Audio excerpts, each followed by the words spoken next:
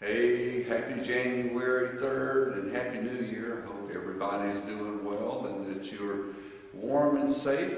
I just want to thank you very much for enduring our brief respite from meeting live as we allow the holiday wave of everyone getting together to sort of even out. And this is a kind of a return to what we've done before, but we pray it will be short-lived and we'll be back giving people high fives and air hugs and hopefully soon real hugs.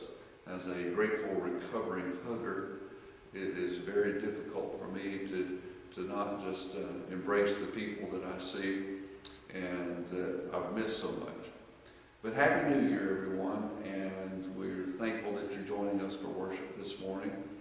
And we invite you to be a part of everything that's going on. Please pay attention to your chronicle and pay attention to what's going on in our community and the opportunities to serve. I just want to also remind you and encourage you about our year-end giving, that if you have not caught up or have not sent your year-end gifts, we would encourage you to do so, particularly during this time of disruption.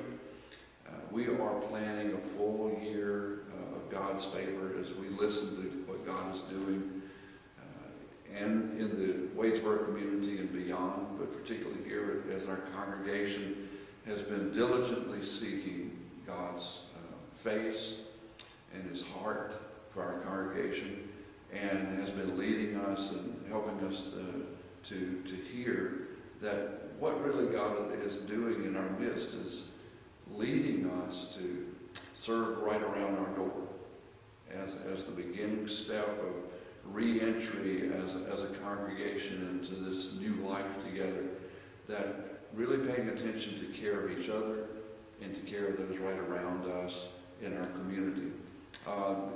In the last few days, or last week, you would have received, if you're a member or on our distribution list, you would have received an email inviting people who have a gift for prayer and a heart for prayer to join a prayer ministry team that will become prayer warriors and prayer intercessors. It is our profound and deep belief that that's going to be the ground of our hearing as we pray together as a church, that God will speak to us, God will awaken, God will give us discernment and insight to where we're going in this new year. Because where we're going is following Christ. It's not trying to lead Christ somewhere else, but it is diligently wanting to have the heart of God lived out through the Holy Spirit in our congregation as we pray for each other, pray for our community. And so I hope that you'll prayerfully consider that email service. What does that have to do with New Year? Well, it has everything to do with New Year. Because I would love to be able to say that it's as easy as flipping a page of a storybook to say, well, that chapter is ended, chapter 2020, and we're going to just turn over to chapter 2021 and see what exciting and good news that brings. There is sort of a trick of mind that we play on ourselves.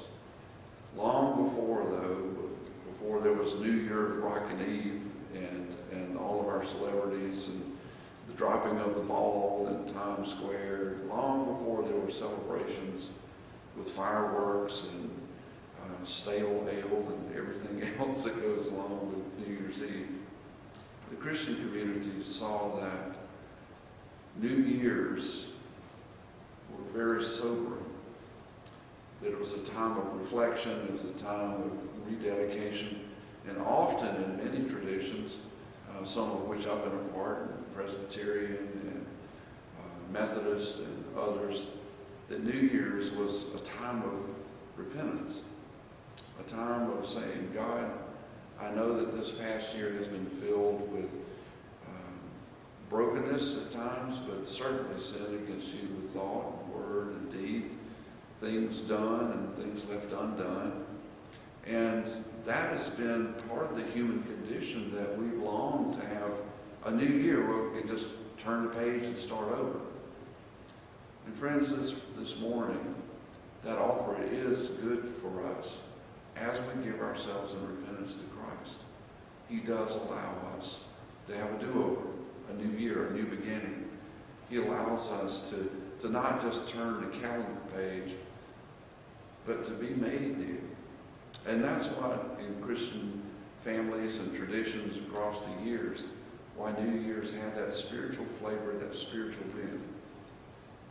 In the life of the church, Christmastide leads into a season called Epiphany. And the word Epiphany simply means God made manifest.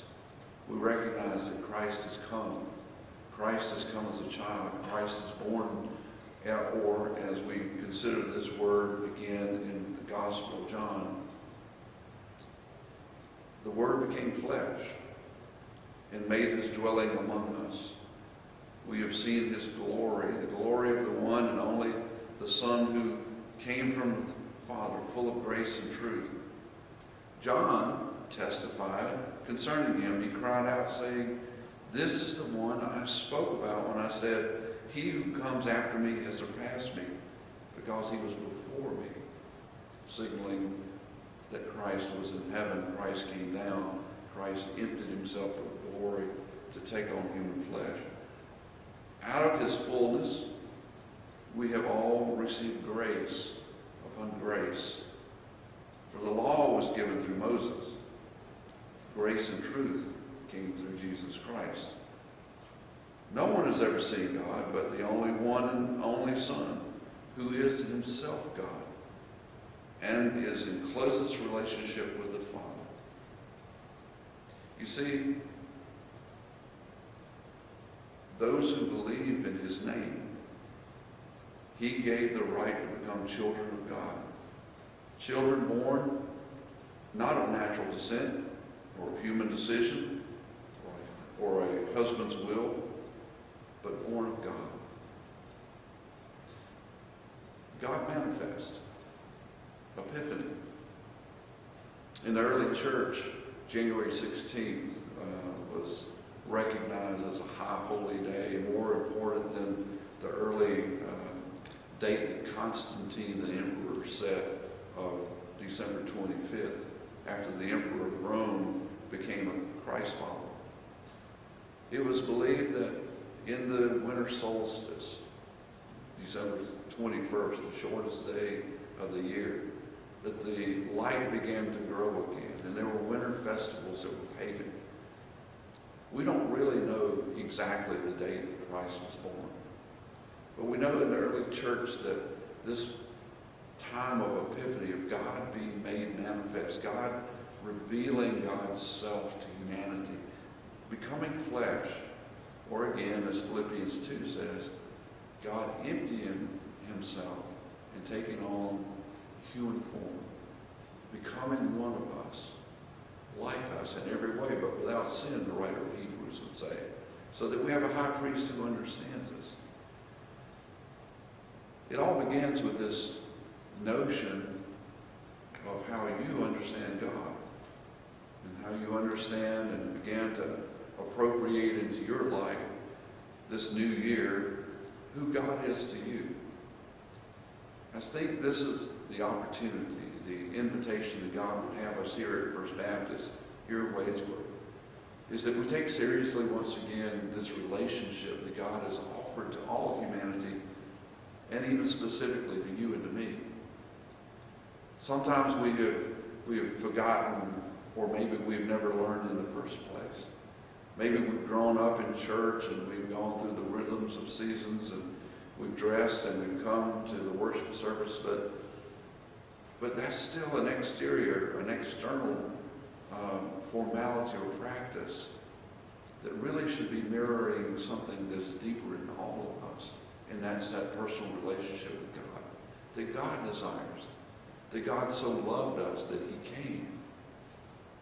Now, I've been out in the world a long time, and I've sat with a lot of people, men and women, different professions, and they'll talk generally about spirituality or God, or the more cynic among us have just said, I really don't believe in God. I just believe in some higher power. I don't know where you are on this new year, on this January 3rd, or after the celebrations of the new year. But it's my hope that you will take this invitation that God has given us, that I'm giving you, to consider once again what your relationship is with God through Christ. Maybe as a child you thought about who Jesus was, meek and mild, and you went to the Sunday school, or if you're old as me, old as dirt, you may remember flannel boards. And I remember those things and the characters. But this is a moment where we consider that the whole universe truly has been considered, created with care, that there's thoughtful and intelligent design in every cell and every fiber of you and me, that we are not made by chance, that we're not made by circumstance, that we're intricately, lovingly created. And when you read the first part of the first chapter of John up through what I've just read, you see that it is God's intelligent design. It is God's purpose to have creation in relationship with Him. And when that relationship was broken, it was God Himself who wanted to set it right, to make it right, because He saw in us the inability and the unpredictability of ourselves, of being able to make things right.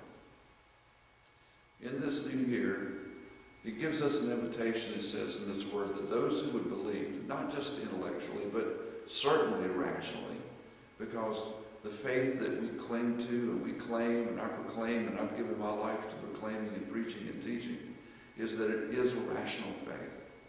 But it is also a faith that goes beyond the explanation of words.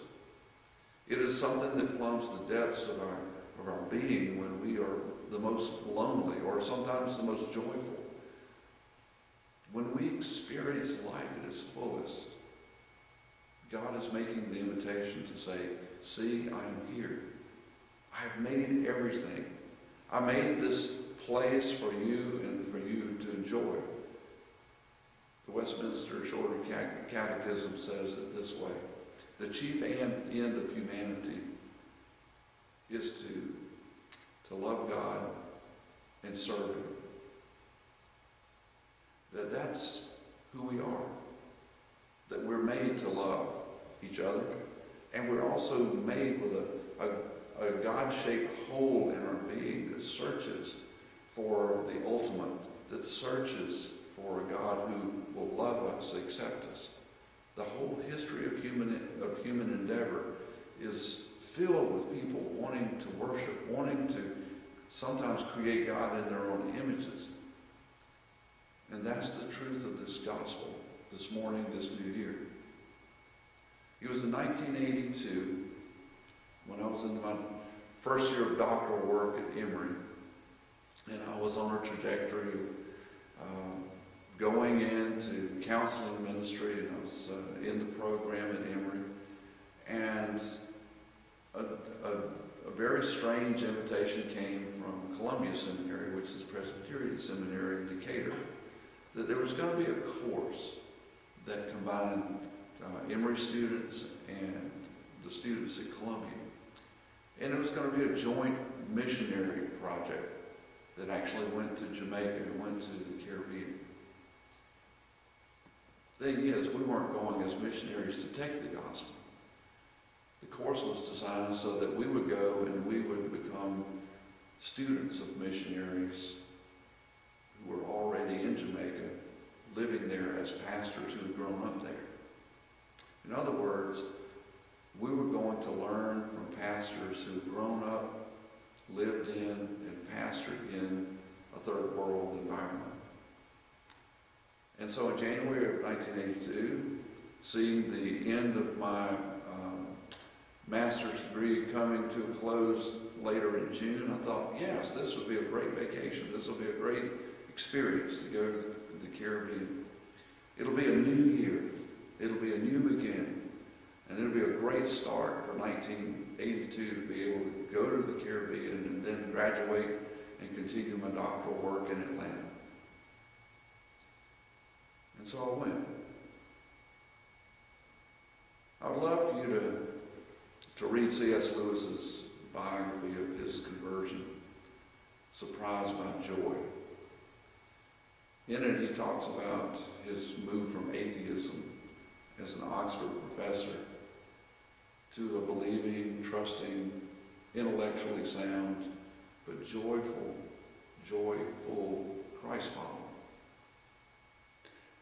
I would have to say that I was a great student at seminary, but I also was an empty student. And when I went to Jamaica and immersed in those weeks down there, watching people live the life of Christ and be Christ followers, walking around serving in the midst of poverty and having such joy, I began to question my own reality and relationship with Jesus myself. Had I made it simply an intellectual pursuit? Had I made it simply going to work? Had I made it simply all the forms and the functions of religion, but without relationship? I met Sister Mary Charles there. She was running the convent in which we were staying one of the weeks, and it was at the edge of 3 acres of land on which 2,500 people lived. These 2,500 people had crowded together and created a village after one of the many hurricanes that had blown through and blown people up out of their huts. And they crowded together on this 3 acres, and there was they call it a standpipe. We would call it a spigot, one on each end of the property. And those were the only water sources for all of these 2,500 people. And Sister Mary and her sisters would every day walk through this makeshift village, and they would have children come running out, and they would pick them up, and they would sing to them. And Sister Mary had left her native England some 30 years before and had never gone home.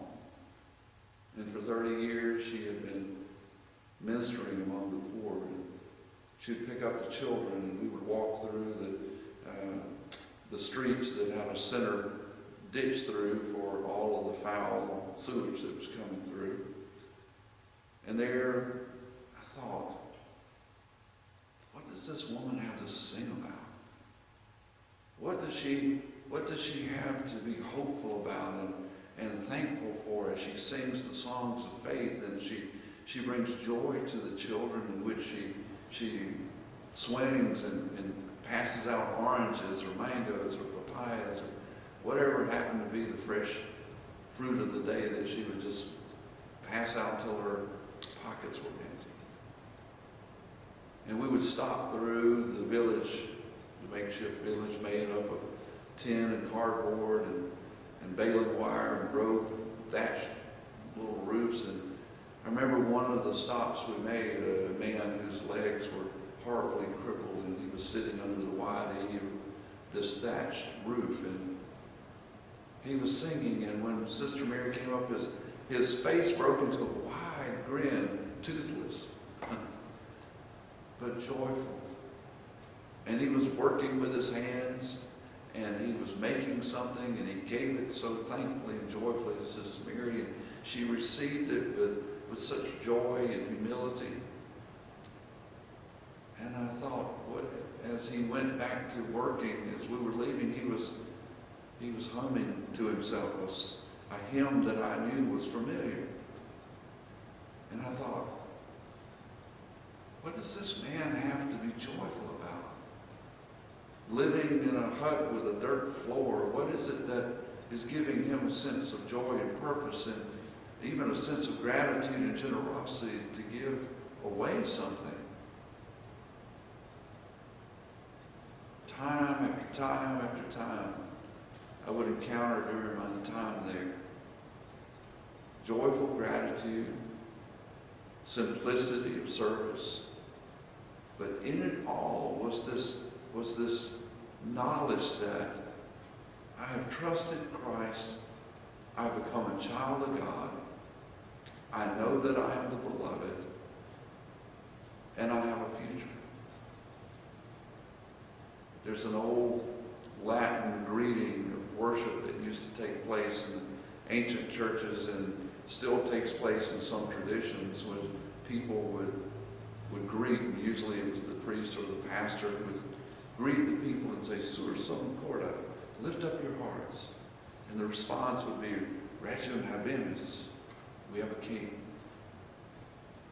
We have a king. Now this is not something that I take lightly. This is something that has taken me years to understand. What is it that makes people joyful in the midst of uncertain times? What is it that gives people the ability to take that circumstance in which they're living and have it transformed as a platform of grace upon grace? You see, when I came back, I was profoundly confused. I would love to say I had this epiphany of God manifest. But what I had was a desire. I had seen and been touched by something in the faith of these folks in a third world country that I wanted. Having come from plenty, having been part of an educational system at Emory that was wonderful, a trajectory towards calling in a larger church in Atlanta. And yet I found myself envying, desiring what these folks had that I didn't have.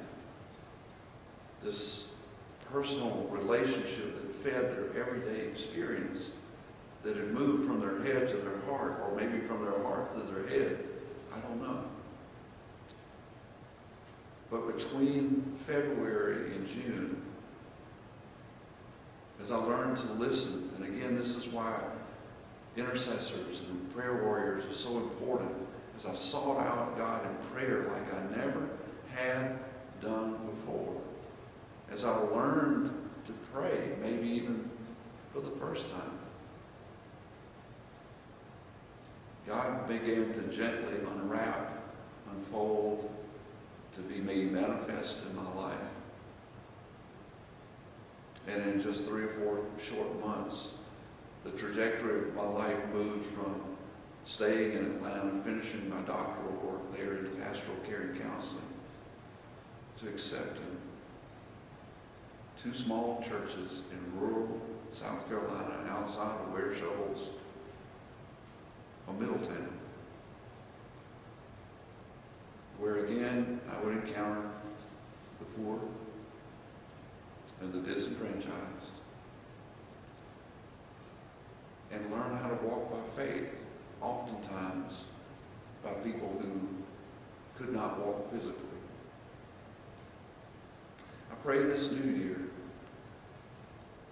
is an epiphany for you, for us as a people here in Wadesboro and beyond in Anson County and beyond wherever you're watching, that it begins with you. There's an old song that we used to sing, let there be peace on earth and let it begin with me. Well, let this new year begin with let Christ be grace upon grace in you. That you would trust Him with your whole heart, and that you would know that by doing so, you are becoming a child of God. Happy New Year, y'all. Love you.